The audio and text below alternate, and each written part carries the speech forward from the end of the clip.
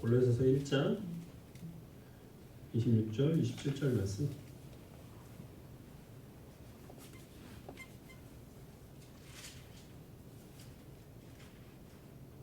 같이 한 목소리 읽겠습니다.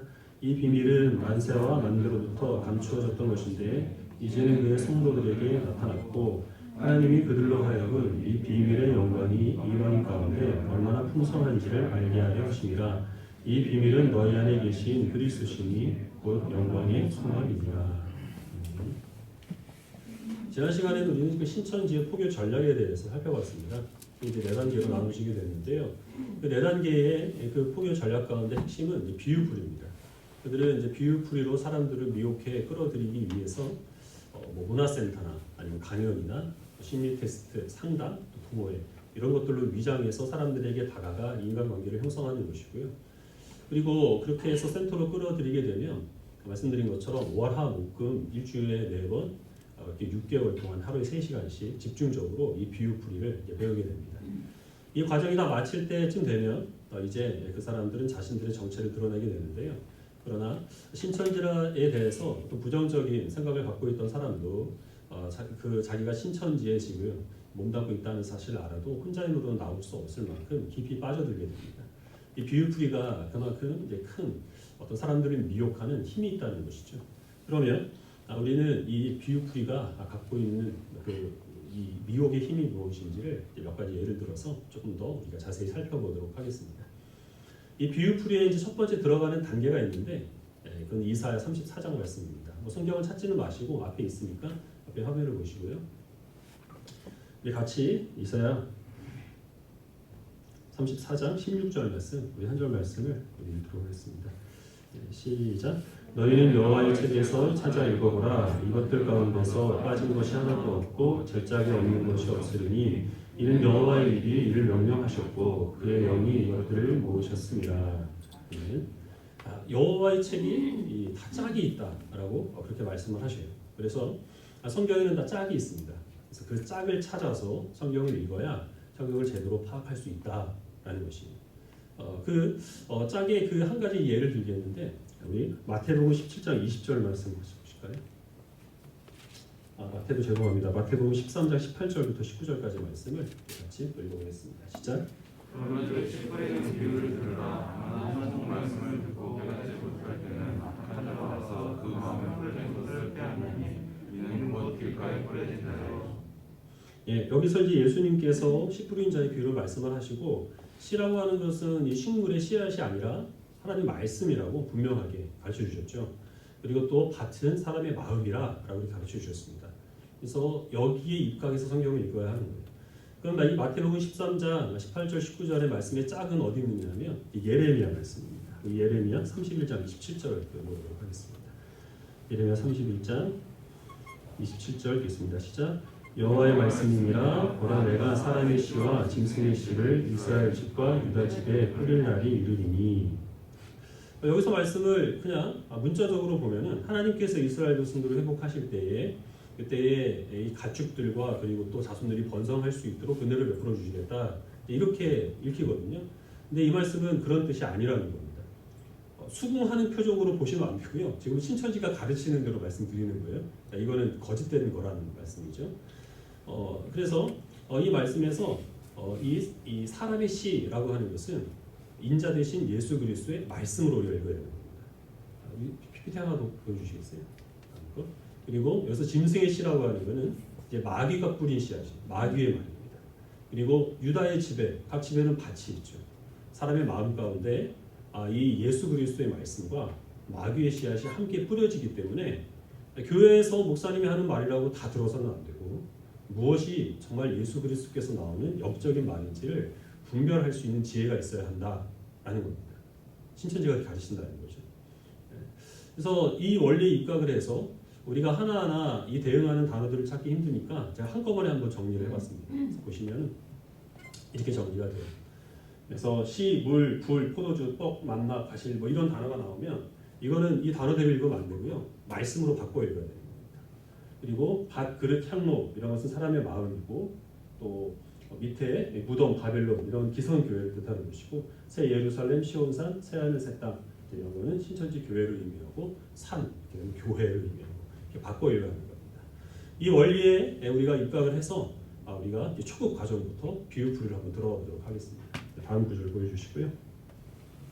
마태복음 17장 20절 말씀 우리 같이 읽겠습니다. 이르시되 너희 믿음이 작은 까닭이니라 진실로 너희에게 이르노니 만일 너희에게 믿음이 겨자씨 한 알만큼만 있어도 이 산을 명하여 여기서 저기로 옮겨지라 하면 옮겨질 것이요 또 너희가 못할 것이 없으리라. 여기서 그냥 문자적으로 보면은 예수님이 믿음의 중요성에 대해서 강조하는 말씀처럼 보입니다. 이 말씀은 그런 뜻이 아니고 산이 뭘 의미한다고 했죠? 산은 교회를 뜻해요.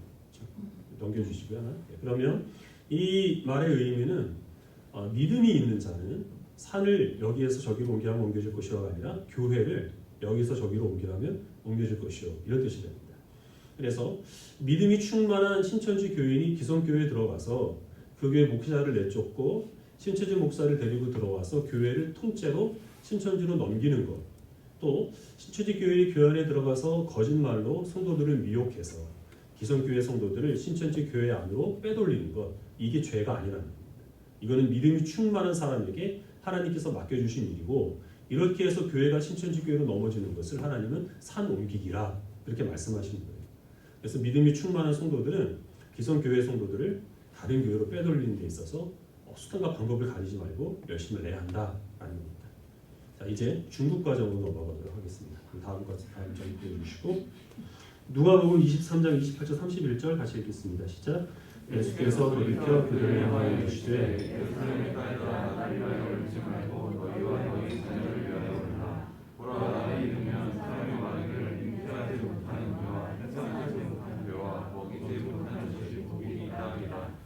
그들의 큰 산들에 대하여 우리 위에 무너지라 하며 작은 산들에 대하여 우리를 덮으리라 하리라. 푸른 나무에도 이같이 하거든 마른 나무에는 어떻게 되리요 하시니라. 기성교회는 진리가 없기 때문에 이제 이 말씀을 심판 때에 그 환난에 대해서 예수님께서 강조하신 말씀이다 이렇게 단순하게 가르칩니다. 그러나 이제 영적으로 말씀을 푸는 능력이 있는 목자는 이렇게 풀진 않아요. 하나하나 다 의미가 있는데 담고 보여주시면 시가 깨졌네요. 해산하지 못한 배, 먹이지 못한 젖 이것들은 평신도를 의미하고 그러면 해산하는 배, 먹이는 젖 이건 누구를 의미할까요? 목회자를 뜻합니다. 그리고 또 사는 교회를 의미하고 푸른 나무는 예수님을 그리고 또 마른 나무는 죽어가는 영혼들 기성교회에서 제대로 된 말씀을 먹지 못해서 시들어가는 영혼들을 뜻하는 겁니다. 그래서 이 말씀은 이 심판의 때가 되면 목회자들보다 평신도들이 복이 있다 이런 말씀입니다. 왜냐하면 심판의 우선적인 대상은 이 거짓된 말씀으로 성도들을 먹여서 이 불량스러운 마귀의 자식들을 낳은 목회자들을 하나님께서 가장 먼저 책망을 하시기 때문에 그래서 이 목회자들보다 평신도들이 더 복이 있다는 겁니다. 근데 이 목회자들이 어떤 식으로 이 위기를 모면하느냐 하면 산들이 내게 덮으라. 그래서 교회 뒤에 숨는다는 거예요. 성도들을 앞세우고 목회자들은 그들을 방패 삼아서 자기는 이 환난을 피하려고 한다는 겁니다. 예수님께서 2000년 전에 유대인으로 말미암아 얼마나 큰 핍박을 당하셨습니까? 푸른 나무가 되신 예수님께서 그런 핍박을 당하셨는데 이 거짓된 목자들 때문에 제대로 된 그런 양식을 먹지 못한 그런 죽어가는 영혼들 마른 나무는 이 환난의 때에 당하게 될 심판이 얼마나 극심하겠습니까? 그럼 이 환난을 면하기 위해서는 어떻게 해야 될까요? 거짓된 교회가 아니라 참된 교회로 가야 되는 겁니다. 거기서 거짓 목자가 아니라 진리의 영이 임한 참된 목자의 진리의 말씀을 듣고 깨달아야만 그거를 받아서 이 환난을 면할 수가 있게 되는 겁니다. 이제 고급 과정입니다. 이건 좀 복잡해요. 우리 계시록 1장 7절 말씀 읽겠습니다. 시작. 볼지어다 그가 구름을 타고 오시리라. 뒤에 조금 더 말씀이 있는데 중요한 건 여기니까 시끄럽고 이 말씀을 기성교회에서는 예수님께서 재림하실 때 공중에서 구름을 타시고 많은 천군 천사들과 함께 임하는 것으로 그렇게 가르치죠. 근데 이 말은 그런 뜻이 아닙니다. 예수님께서 손오공처럼 구름을 타고 다시 오신다는 말이 아니라 이 말씀을 제대로 풀기 위해서는 사도행전 말씀을 봐야 됩니다. 사도행전 1장 9절부터 11절 봅시다. 시작. 이 말씀을 마치시고 그들이 보는 데 올려져 가시니 구름이 그를 가리어 보이지 않게 하더라. 올라가실 때에 제자들이 자세히 하늘을 쳐다보고 있는데 흰옷 입은 두 사람이 그들 곁에 서서 이르되 갈릴리 사람들아 어찌하여 서서 하늘을 쳐다보느냐 너희 가운데서 하늘을 올려주신 이 예수는 하늘로 가심을 본 그대로 오시리라 하였느니라. 예수님께서 승천하실 때에 구름이 가려져서 예수님이 보이지 않게 됐습니다. 분명히 이렇게 말씀하셨죠. 그리고 천사들이 제자들에게 예수님은 너희가 본 그대로 오시리라 라고 말씀하셨어요. 예수님이 승천하실 때 구름에 가려져서 예수님이 안 보였는데 본 그대로 오리라 하는 말씀은 예수님이 재림하는 것을 사람들이 볼 수 있다 없다? 없다는 말이에요. 분명히 이렇게 말씀하셨잖아요. 그 증거가 뭐냐 하면 다음 구절. 요한복음 6장 10절에 제가 읽겠습니다. 의에 대하려 함은 아버지께로 가니 너희가 다시 나를 보지 못하며. 예수님은 분명히 제자들에게 너희가 다시는 나를 보지 못한다 이렇게 말씀하셨어요. 근데 어떻게 예수님이 구름 타고 다시 재림하실 수가 있겠습니까? 말씀이 어긋나는 것이죠. 예수님은 절대로 있는 그대로의 모습으로 구름 타고 오지 않으십니다. 어떻게 오시느냐 하면 말씀 보시면 마태복음 23장 39절 읽겠습니다. 내가 너희에게 이르노니 이제부터 너희는 찬송하리로다 주의 이름으로 오시는 이여 할 때까지 나를 보지 못하리라 하시니라. 예수님이 직접 오시는 게 아니라 예수님의 이름으로 오는 다른 사람이 있다는 겁니다. 그 사람을 통하여 예수님은 재림하신다는 거예요. 다음 구절을 보겠습니다. 14장 요한복음 14장 26절 시작. 보혜사 곧 아버지께서 내 이름으로 보내실 성령 그가 너희에게 모든 것을 가르치고 내가 너희에게 말한 모든 것을 생각나게 하리라. 내 입으로 보내실 사가 누구라고요? 보혜사예요. 그가 어떻게 임한다고 했습니까? 성령으로 임한다고 했죠.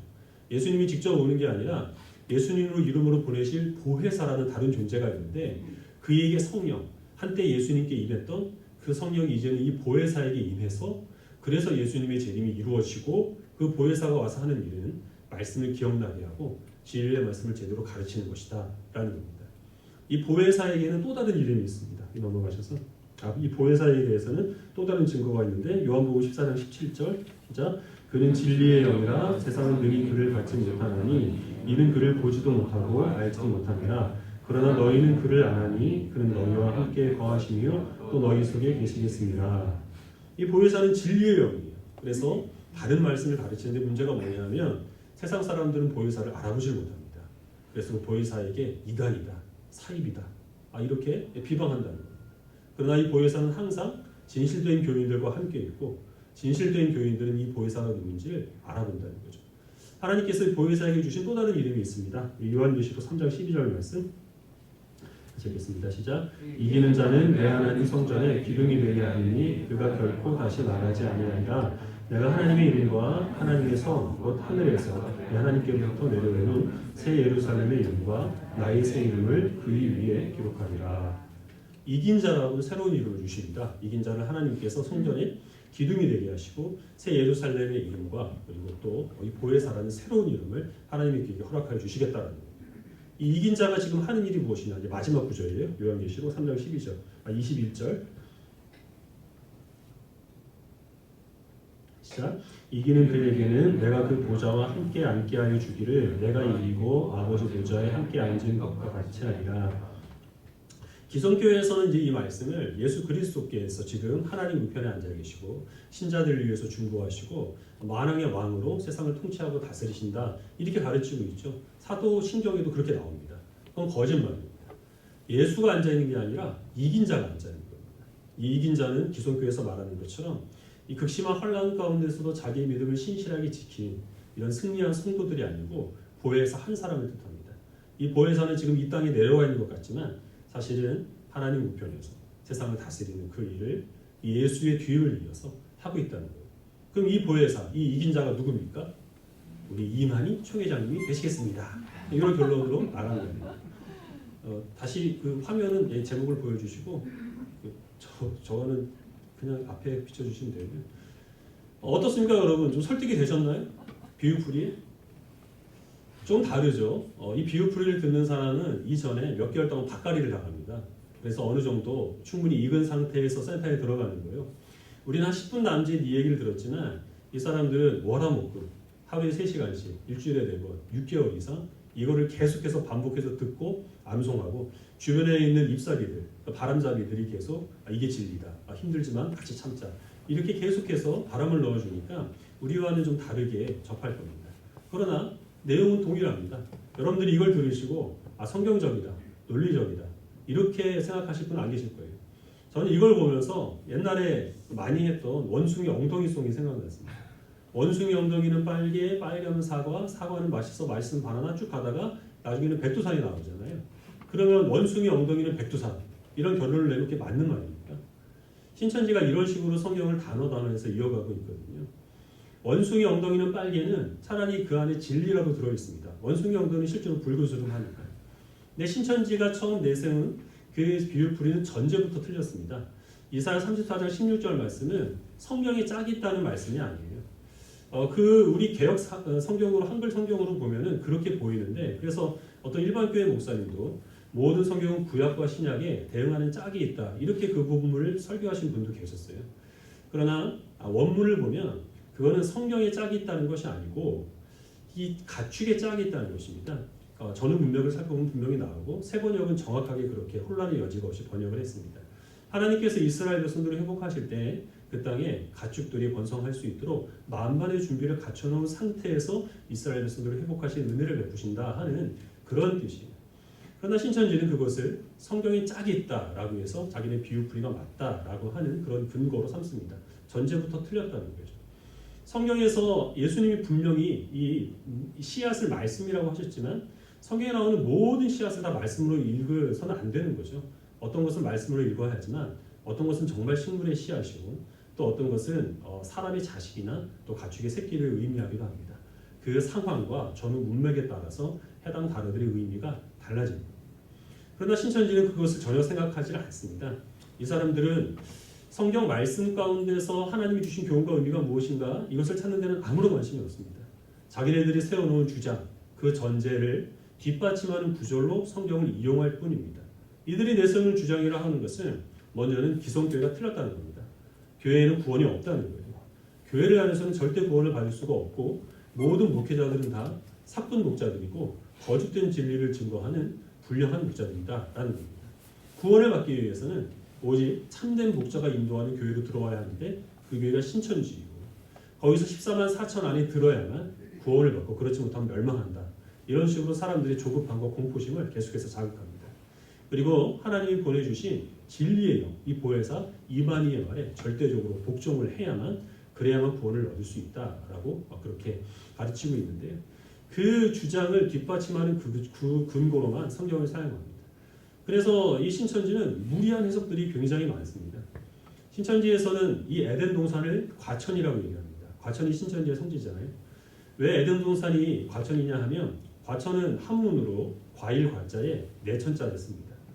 에덴 동산에는 이 선악을 알게 하는 나무의 열매가 있었고 생명나무의 열매가 있죠. 그리고 거기에서 네 강이 발원해서 나갑니다. 과일과 시내가 있기 때문에 그래서 과천이 에덴 동산이라고 합니다. 모세가 하나님께 시내산에서 이 언약을 갖습니다. 이 시내산이 지금 어디 있냐면 과천 청계산입니다. 왜냐하면 그 청계산의 계자가 신의 계자거든요. 그래서 시내산, 청계산. 그래서 시내산이 이 출애굽기에 나오는 청계산이다. 이렇게 출애굽기에 나오는 시내산이 청계산이다. 그렇게 주장을 합니다.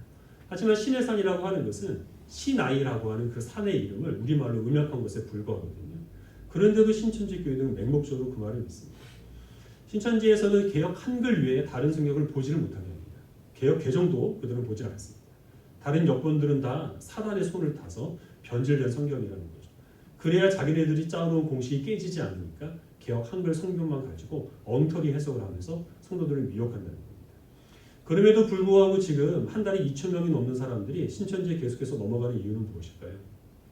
첫 번째는 교회와 목회자들의 책임이 있습니다.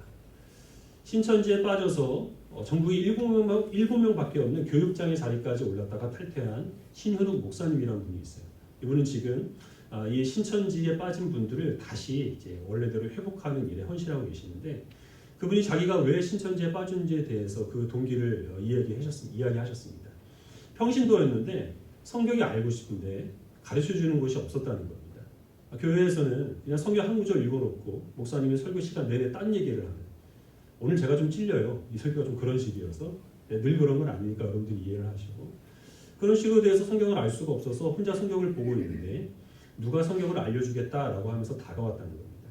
그리고 비유풀이로 성경을 해석을 해줬는데 지금까지 어떤 교회에서도 듣지 못했던 성경 안에서만 이 가르침이 이어지는 그런 말씀이어서 너무 신선했다는 겁니다. 그림까지 곁들여가면서 설명을 해주니까 너무 재미있었고 그리고 이 성경에는 이해하지 못했던 부분들 그리고 모순되는 부분들이 많은 것처럼 여겼는데 이 비유풀이로 성경을 읽게 되니까 모든 부분들이 다 명확하게 그 의미가 드러나게 되었다는 겁니다. 내가 조금만 노력을 하면 이 성경 말씀을 알 수 있겠다는 열정을 가지고 그런 의욕이 생겨서 신천지에 빠지게 되었다. 이렇게 얘기를 했습니다. 신앙생활에는 많은 요소들이 있죠. 기도도 해야 하고요. 봉사, 선행 이런 거 다 우리가 중요성을 두고 열심히 감당을 해야 합니다. 그러나 모든 우리 신앙생활의 중심은 성경입니다. 성경 안에서 우리는 기도를 해야 하는 것이고 성경 위에 우리의 선행과 봉사가 그 위에 세워져야 하는 것이죠. 하지만 사실 그동안 교회가 성경을 그다지 중요하게 여기지 않았습니다. 어떤 목사님은 성경 읽을 시간에 나가서 한 사람이라도 더 전도해봐라 이렇게 말씀을 할 정도로 교회에서 어떤 성경은 가장 기본적인 것은 해도 그러나 그것에 대한 중요성을 그동안 많이 강조하지는 않았죠. 성경 공부를 많이 하지 않았고요. 이 설교에도 이 성경 말씀을 충분히 반영한 그런 말씀들이 드물었습니다. 이런 것들은 사실 이 성도들로 하여금 말씀에 대한 갈급함을 느끼게 하거든요. 그래서 신천지를 정확하게 그 지점을 치고 들어가게 된 겁니다. 신천지가 많은 이 그리스도인들을 미혹해서 정말 그것은 안타까운 일인데 한 가지 순기능이 있습니다. 이 일을 기점으로 해서 교회들이 성경 공부와 교류 교육에 대한 중요성을 조금씩 의식하게 되었다라는 겁니다. 그러나 또 안타깝게 어떤 교회는 아예 반대로 신천지가 성경 공부로 성도들을 미혹하기 때문에 교회 안에 있는 모든 성경 공부를 다 없애버린 그런 교회도 있었지만 대체적으로 이 교회가 다시 말씀을 회복하는 열심으로 돌아가게 된 것은 신천지가 준 순기능 중에 하나입니다. 그러나 목회자와 교회에만 이런 책임이 있는 것은 아니죠. 사기를 당하는 사람은 사기를 당할 만큼의 어떤 어리석음이나 욕심이 있기 때문에 넘어가는 것이거든요. 미혹을 당한 사람도 마찬가지입니다. 미혹을 당한 만큼의 그 성도들에게 약점과 문제점이 있기 때문에 신천지가 그것을 공격하는 거예요. 그럼 성도들에게 있어서 신천지에 넘어가게 되었던 그런 약점, 문제점은 무엇일까요? 우리 본문 말씀을 다시 한번 읽어보도록 하겠습니다.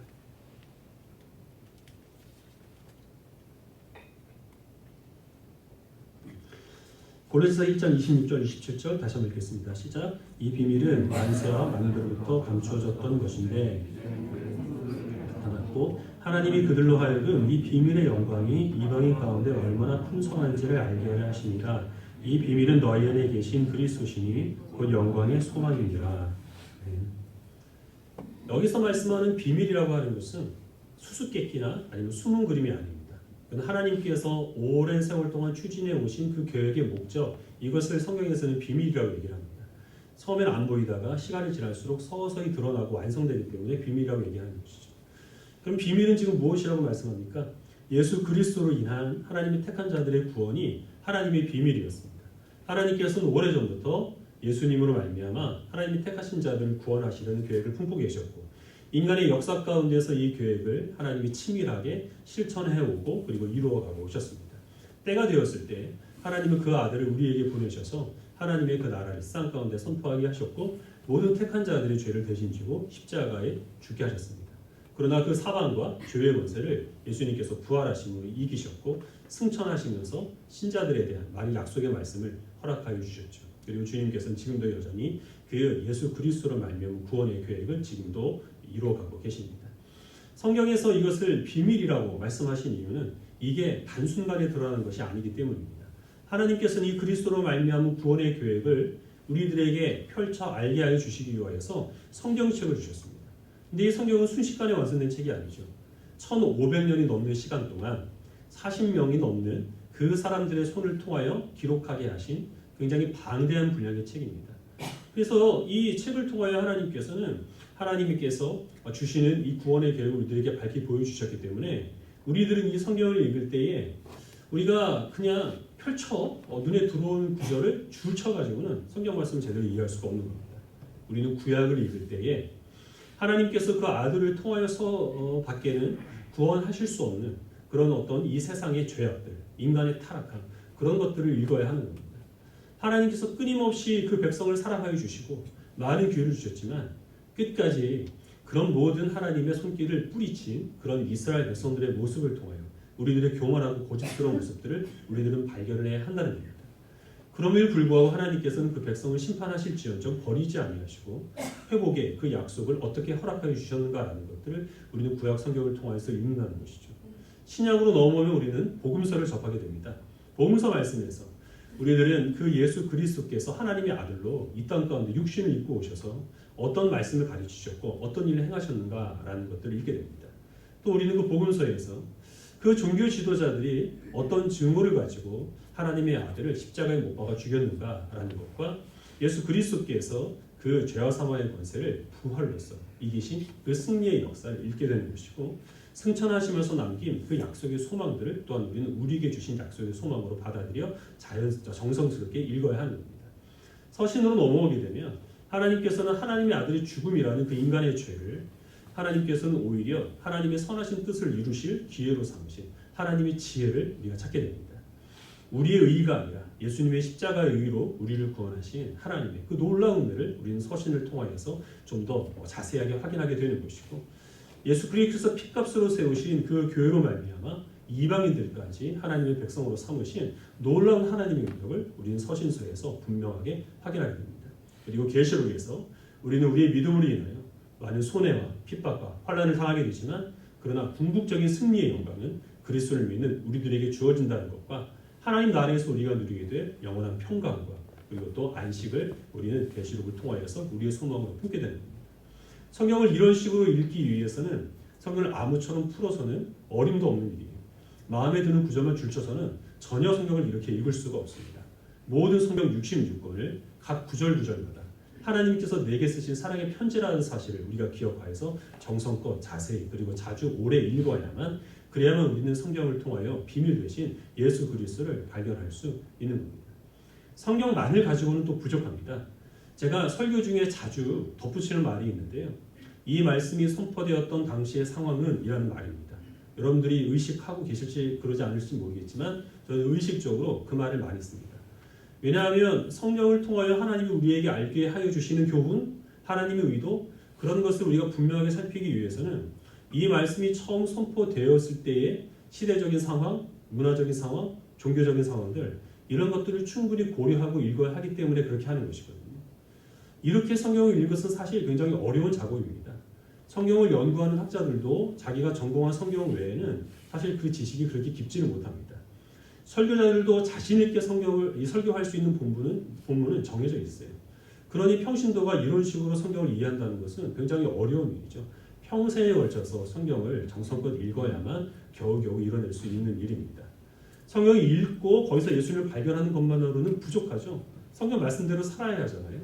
이 말씀에 우리가 순종하고 이 말씀을 주신 그 예수 그리스도와 동행하고 그 말씀을 주신 그리스도를 닮아가는 것은 우리가 6개월 동안 어디 들어가서 일주일에 4일씩 하루 3시간 동안 뭘 공부한다고 해서 순식간에 이루어지는 일이 아닙니다. 깨달아서 이루어지는 일이 아니라는 거예요. 주님께서 우리를 부르실 때까지 평생에 걸쳐서 눈에 띄진 않아도 조금씩 주님께서 나에게 이런 일을 이루어 주실 것이라는 확신을 가지고 믿음을 가지고 천천히 이 길을 걸어가야 하는 겁니다. 여기에는 당연히 인내가 요구되죠. 사람들이 신천지에 많이 미혹되는 이유는 이 인내를 거부하기 때문입니다. 급히 무언가를 이루기를 원하기 때문이에요. 시중에서 많이 팔리는 책이 어떤 책입니까? 속성으로 무언가를 이루어주겠다라고 약속하는 그런 실용서적들이 많이 팔리죠. 뭐 하는 몇 가지 원칙, 책 한 권으로 끝내는 몇 달만 한 달 만에 끝내는 뭐 이런 식으로 하는 책들이 많이 팔립니다. 근데 그런 책들 치고 사실 제대로 된 책은 없거든요. 신천지에서는 해당 구절이 어떠한 시대적, 문화적, 종교적인 상황에 선포가 되었는지, 그 전후 문맥이 무엇인지 그것은 전혀 생각하지 않습니다. 신천지에서는 핵심으로 여기는 309절이 있는데 그 구절만 외우고 그것만 이해를 하면 깨달아서 그래서 구원을 얻는다, 이렇게 가르칩니다. 그러니까 당연히 이 성경 말씀을 더 자세히 깊이 있게 알고자 하는 그런 노력을 할 필요도 없는 것이고요. 이 말씀대로 살거나 주의 말씀에 순종하거나 이 말씀을 선포하신 예수 그리스도를 닮아가는 노력들을 일평생 감당할 이유가 전혀 없는 겁니다. 십자만 4천이 될 때까지 그냥 말씀을 깨달은 채로 이만희 총회장의 말에만 따르면 그것으로 그들의 구원이 충분히 이루어지는 것이기 때문에 이렇게 인내의 길을 걸어가기를 꺼려하는 조급한 성도들을 신천지는 10분 공략하는 겁니다. 성도들의 조급함이 신천지로 넘어가는 미혹의 원인이 되는 겁니다. 조급함과 함께 또 한 가지, 신천지가 이 성도들을 공략하는 약점이 있습니다. 뭐냐 하면 허영심입니다. 자기가 특별한 존재라고 하는 교만함. 방탈출 게임이라는 게 있는데요. 젊은 사람들이 지금은 약간 그래도 한물 가긴 했지만 한때 정말 많이 찾아갔던 그런 이제 오락 시설이거든요. 이 방탈출 게임은 좀 비쌉니다. 그럼에도 불구하고 많은 사람들이 거기에서 비용과 시간을 지불했는데요. 폐쇄된 공간 안에서 몇 가지 이 단서를 가지고 암호를 풀어냅니다. 그런 식으로 해서 제한된 시간 내에 그 방에서 빠져나가는 거거든요. 근데 그 방에서 빠져나갔다고 해서 뭔가 특별한 보상이 주어지는 것은 아니에요. 그냥 성취감입니다. 내가 해냈다. 다른 사람보다 내가 조금 빨리 이 방에서 빠져나갔다라고 하는, 그래서 내가 다른 사람보다 똑똑하다라고 하는 우월감, 이것이 이 방탈출이 주는 유일한 보상입니다. 근데 그것을 얻기 위해서 젊은 사람들은 많은 비용과 시간을 아낌없이 지출한다는 겁니다. 신천지에서는 하나님의 그 말씀을 깨달을 수 있는 사람은 정해져 있다고 얘기를 합니다. 이만희밖에는 이 진리의 말씀을 통달할 수 없고, 이만희에게 말씀을 받은 사람만 이 깨달음으로 구원을 얻을 수 있다. 그래서 특별한 사람, 우월한 사람만이 구원을 얻게 된다, 이렇게 얘기를 합니다. 그러나 성경은 절대 몇몇 사람들에게만 주어진 책이 아닙니다. 성경은 계시죠. 계시라는 말의 의미는 펼쳐 보인다라는 뜻입니다. 하나님께서 구원하시는 그 은혜를 저와 여러분 같은 평범한 사람들도 얼마든지 하나님의 은혜로 누릴 수 있게 하기 위해서 성경 말씀을 1500년이 넘는 시간 동안 40명이 넘는 그런 사람들의 손을 통하여 상세하고 자세하게 기록하게 하셨습니다. 그래서 자기가 구원받았다는 사실을 내가 특별하기 때문에 깨달아서 구원을 얻었다, 이렇게 누구도 자랑할 수 없도록 하나님께서는 이 성경이라고 하는 방대한 책을 우리들에게 허락해 주셨고, 성경 말씀으로는 부족하니까 말씀 대신 예수 그리스도께서 육신이 되셔서 이 땅 가운데 오시기까지 하나님께서는 되도록이면 많은 사람들을 구원하시기를 원하셨던 겁니다. 그러나 신천지는 이 하나님의 말씀을 암호로 여깁니다. 이 암호가 되는 309절 외에 다른 구절들은 그 암호를 감추는 포장지에 불과하다는 거죠. 그 암호를 이 진리의 영이 임한 보혜사에게 말씀 받아서 깨닫는 사람에게만, 그러하게만 이 깨달을 수 있는 은혜가 허락되는 것이고, 그런 사람들만 똑똑해서 지혜로워서 그래서 구원을 받기 때문에 이 사람들은 이 평범하게 주어지는 은혜에 대해서 감사히 여기지 않습니다. 하나님께서 모든 사람들을 구원하시기 위하여 이 성경 말씀으로 하나님의 뜻을 자세히 계시해 주셨다라고 하는 그런 은혜를 거부하는 사람, 오직 내가 우월하고 내가 잘나서 그래서 내가 내 능력으로 구원을 받았다라는 것을 자랑하고 싶은 교만한 사람들이 신천지의 미혹에 넘어간다는 겁니다. 신천지뿐만 아니라 다른 어떤 이단 사설이든지 우리가 이런 잘못된 가르침으로부터 우리 영혼을 보호하기 위해 살 수 있는 방법은 예수 그리스도를 닮아가는 것입니다. 예수님의 그 겸손함을 닮으시길 바라고 그리스도의 인내를 우리가 본받게 되기를 간절히 소원합니다.